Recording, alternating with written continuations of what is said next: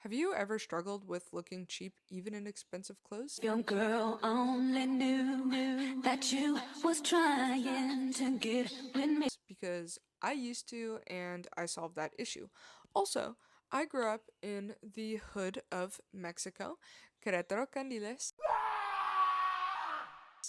and I would see a lot of extremely beautiful, impoverished women there who literally just looked like Adriana Limas, who should be in Paris or Beverly Hills. And that shit doesn't come completely naturally. Sometimes you have genetics on your side, but in this case, often what puts you ahead when you are in the hood is being well groomed, and anyone can be attractive in 2026 as long as you are well groomed. Here are some things that I learned from these beautiful women in the hood who are using cheap clothes and looking expensive versus you who is wearing expensive clothes and looking cheap. One of our outfits costs £257 and the other costs £2,790. This is what they do. I have learned this through observation, and these are things that they all have in common. But before we get into this, I think that we have to understand what we're talking about a little bit. And also, one of the first things that I want to cover to get over the people in the comments who are going to be saying, why would I want to look expensive anyways? Mama, mama, mama, mama, mama, mama. Looking expensive doesn't like directly translate to wealth in itself. It's scientifically a good thing. It means the brain actually registers looking quote unquote expensive as dressing intentionally and being clean, the symbol of abundance, like so many good things. We also have to understand why the brain registers cheap as well. The brain is constantly evaluating what is coherent consciously, and we want things tidy and we want things symmetrical. When you are wearing like the wrong color against your skin tone, or when something is just not fitted properly, the brain will register that as wrong, and that wrong we like to perceive it and label it as cheap.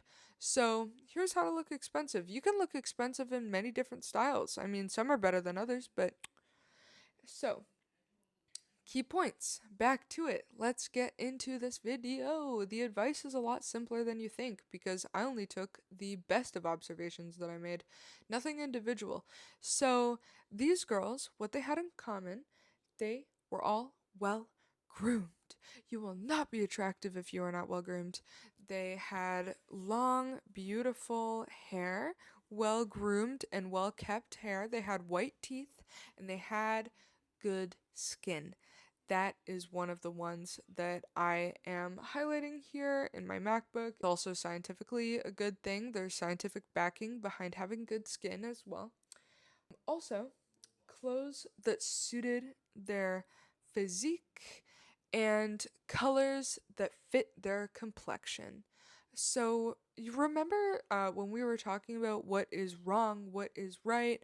So, if you are wearing something that doesn't fit your body, your bones, your structure, that's gonna register as cheap and not symmetrical and just not working, not feng shui. So I often noticed that they were very well fitted, their clothing, and there's many ways to be well fitted. I recommend going with what your body shape is. Like, have you ever heard of apple shape, pear shape, hourglass, inverted triangle? Inverted triangle bodies are very nice. A lot of girls had that, and they would wear really flattering things like dresses that cut here, or they would wear like baggy jeans and a flattering top. Coloring. Color matters so much. If you want to play it safe, I recommend doing muted colors, but a bold color can be very, very nice if you are playing it smart. I mean, you can always get professionally evaluated. If you're spending all this money on clothes for them just to not look good, you better just suck it up and invest in getting a professional color analysis. But also, you can use common sense as well, and you can Like, ask yourself if this bright blue goes with your bright blue eyes and creates a beautiful contrast, or do these two bold colors really go together? You're just gonna have to figure that out because it's such an individualistic thing. I find that high contrast people can pull off bold colors a lot better. I think you can tell that I'm a low contrast girly, which is another nice position to be in. Blacks and whites and grays are always very safe in my experience, but I like to do muted colors and pastels as well, just for me personally, and this is kind of what I look like. I have a failed fake tan on. Please just do some research on yourself and dissect and extract the issues that you're having and put some time into it because it's really worth it to look clean and be good looking. Thank you!